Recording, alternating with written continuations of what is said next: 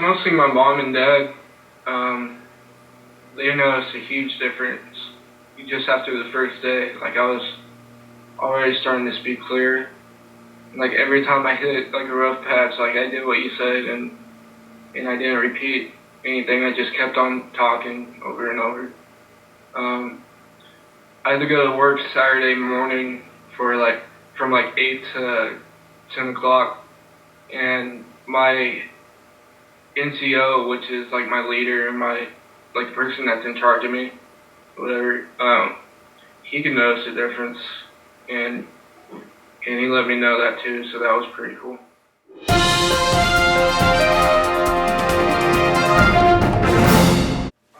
I've had a speech impediment since I was about 4 years old. I've seen a few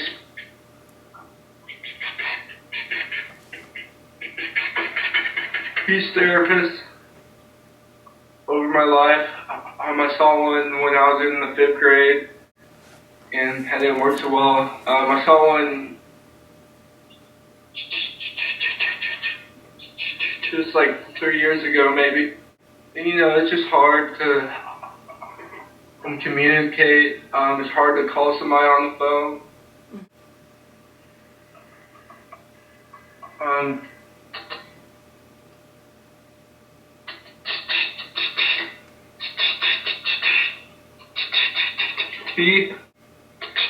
Tall.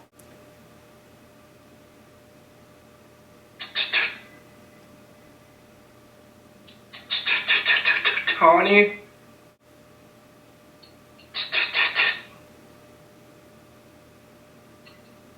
Taxi.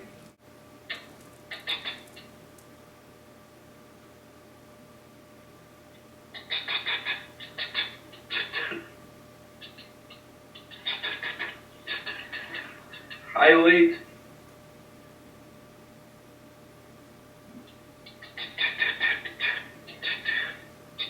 Dilemma.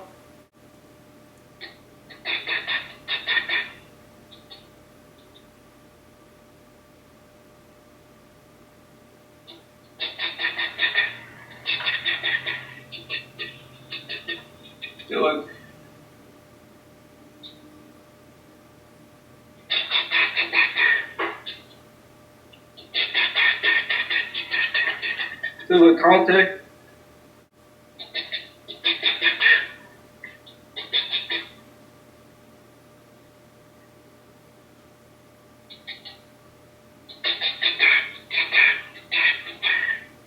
Diligence.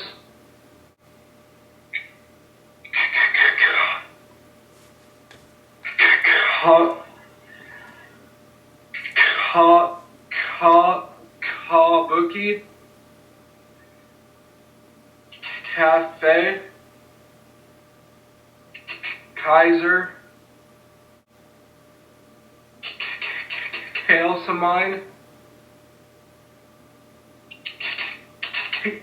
Kaolin. Kappa. Caracol. Sabbath. Sabbatical. Sabbat. Sabotage. Saboteur.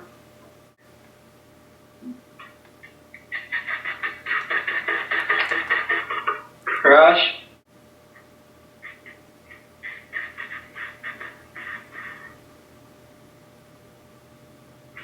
Rosier.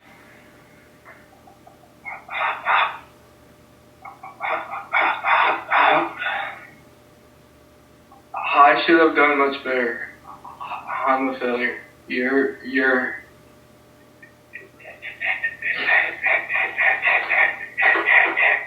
arrogant. You're late because you don't care. It's your fault. These thoughts severely limit a person's ability to enjoy his or her life. Negative thoughts cause you to feel internal discomfort or pain, and they often cause you to behave in ways that alienate you from other people. Thoughts have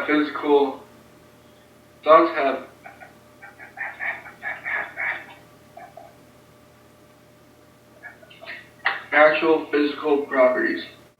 When your mind is burdened with many negative thoughts, it affects your deep limbic system and causes deep limbic problems.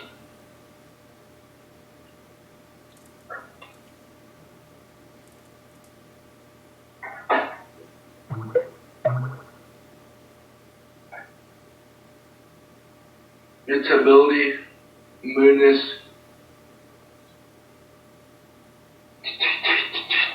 teaching yourself to control and direct thoughts in a positive way. I think it's mostly saying like your thoughts have a lot of control on how you feel. That's about it. Okay. I'm looking at two men on the screen, and now it's one man. He's in a black suit, and now there's three men on the screen. I can't really tell what they're talking about, but this is on CNN. And now we have some numbers. It looks like 39%. Let's see. They're all wearing bow ties. And now President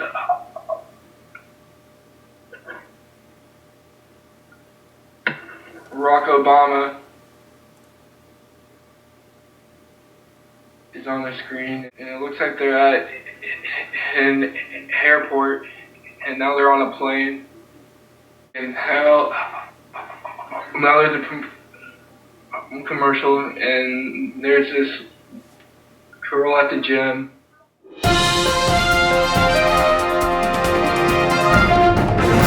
Before the class, I was constantly stuttering on the words. I remember reading from the dictionary, and like we got to a certain sound and I just couldn't say it over and over. So I was stuttering pretty bad on that part. Now it's like really easy to say. Terror, terrorism, terrorize, terry, terse, tertiary, Tesla, tessellate, tessera, test, testament, testate, testator, test drive, tester, testify, testimonial, testimony, testosterone, darnell, darting needle, dart, darter, dartle, darvon, dash, dashboard, dasher, dashiki, dashing, dashpot, dastard, data, database, kava, Kawasaki disease, kayak, KO, kazoo, kedge, keel, keelhaul, keen, keep, keepsake, keyshound, kefir, keg, kegler, kelp.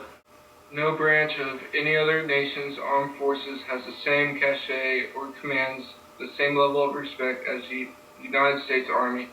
For one, it is an absolute alleviation. The Army is the main branch of the United States military. It's also the oldest and the largest, with more than 1.1 million soldiers in its ranks stationed across 1,900 installations worldwide. The Army proves that there is strength in numbers. If the U.S. Army were a city, it would be the 10th largest in the country.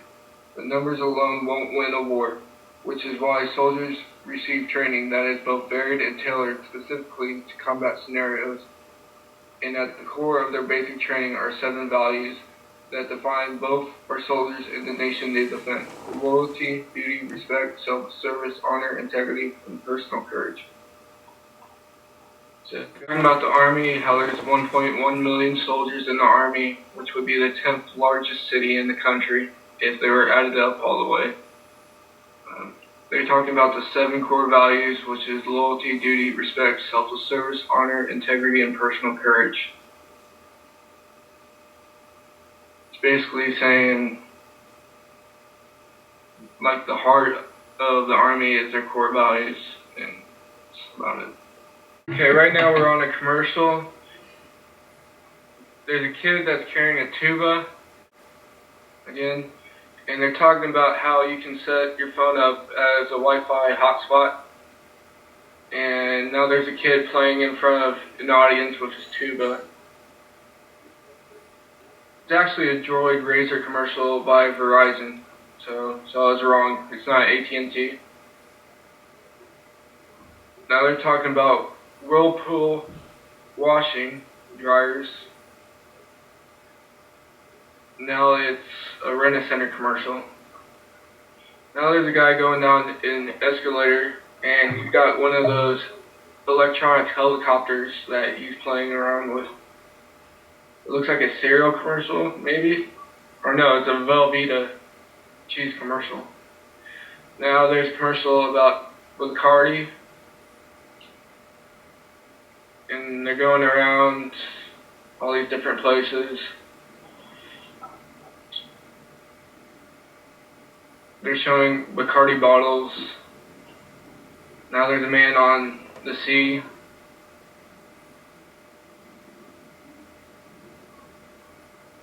They're talking about the smooth spice rum of Bacardi. Now there's a commercial, and there's a boat, and there's a printer that just printed out something. And the setting is like right next to some mountains. Now there are people climbing into a boat. Now there's a guy fishing. There's a boat on the ocean. They're talking about HP printers.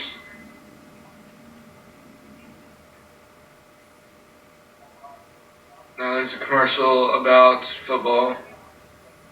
The first time I started stuttering was when I was 4 years old. I went on a fishing trip and they videotaped me, and so like a few years later I looked back at that videotape and I saw that I had a really bad stutter, and I guess that's when I first realized that I had a stutter. And then in 5th grade I switched schools and I started to see a speech pathologist, and they were trying to work with me, but they would pull me out of class, which was always embarrassing.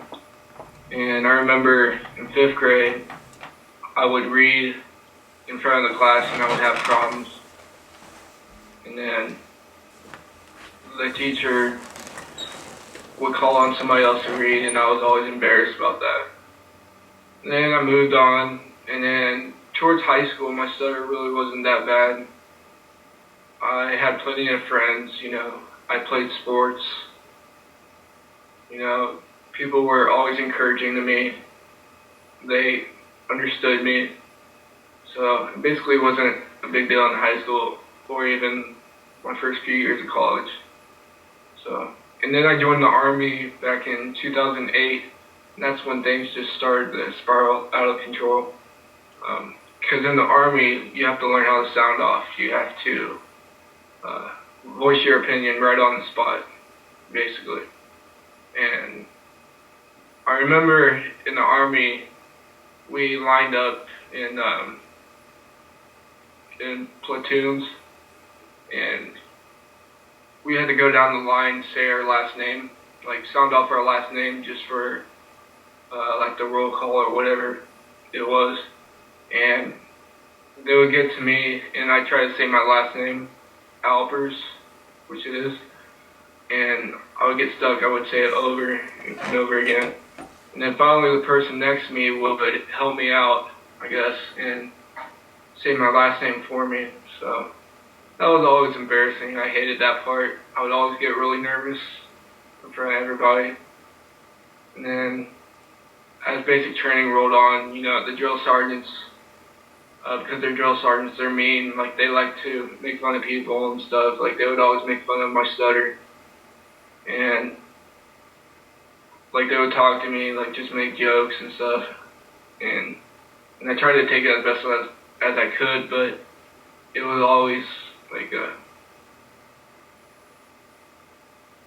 it always hurt me, definitely, a little bit. And then I remember one point towards the end of basic training, the first sergeant walked up to us because I was on duty at the front desk with another soldier, and we had to call it at ease when he walked up. And since the other guy wasn't paying attention, I saw him first. And when he walked up, like, I tried to say it at ease because you gotta yell it out for everybody to hear. And I couldn't get it out. So, of course, the first sergeant makes a huge deal out of it. It's like, "What's your problem, soldier? Why can't you say this?" I'm like, "Sorry, I have a speech impediment, I can't get it out right now. I'm sorry." And then, of course, the drill sergeant next to me started to yell at me. Like, "Why didn't you yell at ease for him?" I tried to explain it over and over again. And then finally, they did a thing that they call smoking, which is like corrective training, and which is like you have to do like a lot of push-ups and sit-ups or whatever until like your arms are completely sore and numb. So I have to do push-ups while I'm saying "at ease" over and over again. I had to yell it out. Oh my God. Yeah, it was definitely an embarrassing moment. And 3 days ago, I struggled really hard answering one-word questions. And now it's definitely easier. What do you know about computers? Computers are used to look up information. How old are you? 24. What do you know about electricity? Electricity supplies power to everything. What is your name? Darin Alpers. Are you married? Single. Do you have a girlfriend? Not at the moment. Where do you live? Georgia. What is your favorite football team? Chicago Bears. What is your favorite sport? Baseball. What do you know about baseball? It's been around for over 100 years. They don't use a clock in baseball. What is the name of your elementary teacher? Mrs. Handyside. What is your favorite food? Pizza. How do you get to work? Walk. What kind of car do you have? On the Civic. What's the color of your shirt? White. Another movie I like is Limitless. I forgot the guy who plays in it off the top of my head. I think it's Bradley Cooper. But it's a really good movie. It's about this guy who gets some miraculous drug that he takes that makes his mind function at 100%. Because you know how they say, like, you only use 10% of your mind in, like, all situations. Well, this drug helps to use all of your mind. And he used to be a guy that was really poor. He didn't have a good job or anything. And once he took that drug, his mind functioned at 100%. He was able to learn different languages. He was able to learn how to manage money better. And so he ended up becoming a really rich person with a lot of girlfriends, and he was really popular, and he learned all these different languages. And after a while in the movie, the drug starts to have some side effects, and he loses his memory and he blacks out and he forgets stuff. And then towards the end of the movie, he becomes more desperate for that drug, and he just needs more of it. And I thought that was a pretty good movie. That's one of my favorites. I put my skis back on, and I decided, okay, that was fun. I'm going to keep trying. I'm going to keep going downhill. So I go downhill, and as I'm going, I'm picking up speed. I'm going fast as hell. And I get really scared. I'm like, oh my God, I don't want to fall, I don't want to fall, I don't want to fall. And then there's a tree coming. And then as I get to the tree, I do a quick right, and I go past the tree. I feel like I'm going like 45 to 50 miles an hour downhill, just going crazy. I'm like, oh, I really don't want to fall right now, because if I fall, it's going to hurt really bad. But I managed to get to the bottom of the hill, and I just feel a huge adrenaline rush over me. It's like, wow, that was awesome. I can't believe I did that. I'm going to go up and I'm going to do it again, because that was fun. I get to the bottom of the hill, and at the bottom of the hill, there's a shack where I can buy hot chocolate and I can get some food to eat. Because now it's about noontime. So as I sit down, I eat a ton. Like, I just keep eating and eating, because skiing, like, just takes, like, all the energy out of you, and you gotta supply your body with all this food and all this nourishment so you can have a more fun day of skiing. How do you estimate the progress you've had in 3 days in your speech? My speech is definitely better. I'm still having some rough patches that I run into, but you guys are always here to talk to, and appreciate that. Before the program, like, there's no way I would have done the things that I've done over the past 3 days, like call a bunch of people and, you know, go through the regular line at a grocery store and go to, like, Starbucks, because they always ask for your name so they can put it on your cup. So it's definitely helped increase my confidence. Yeah. Some of the conversations I had on the phone were like a half hour long easily. This program definitely helps. You just gotta come in, you gotta pay attention, you just gotta work real hard. It's not gonna be completely fixed right away, but it's definitely gonna get better. And your voice, just the main thing. Like, you just gotta keep talking, you gotta go out and talk. You gotta use the things that Roman and Anna have taught you and just apply it to everyday life. Don't forget about it. Yes, Darin, you are 100% correct, because our program is not some kind of a magic pill. It is a very intensive educational course, and no one should expect any miracles here. In order for you to achieve really dramatic changes in your speech, you, not anything or anybody else, must work really hard. We, your teachers, show a shortcut to you. We guide you, enable you in achieving your goal as soon as possible. We are here like conductors that indicate the right way for you to go, but you must do the walking on your own. As long as you are with us on our side and follow our directions precisely, you will definitely reach your destination of a normal speech. However, if you leave us and stop following our directions, you will not reach this destination of normal speech. The best student is a humble student, the one who follows directions as precisely as possible. And as soon as a student executes every task that the teacher gives him, then the results are achieved very rapidly, very soon. For all the people that I've worked with in the Army that remember me, this has really helped me. I'm definitely going to go out more and talk to more people. I'm not as afraid as I used to go out and voice my opinion. And now I'm just looking for ways to go out and talk.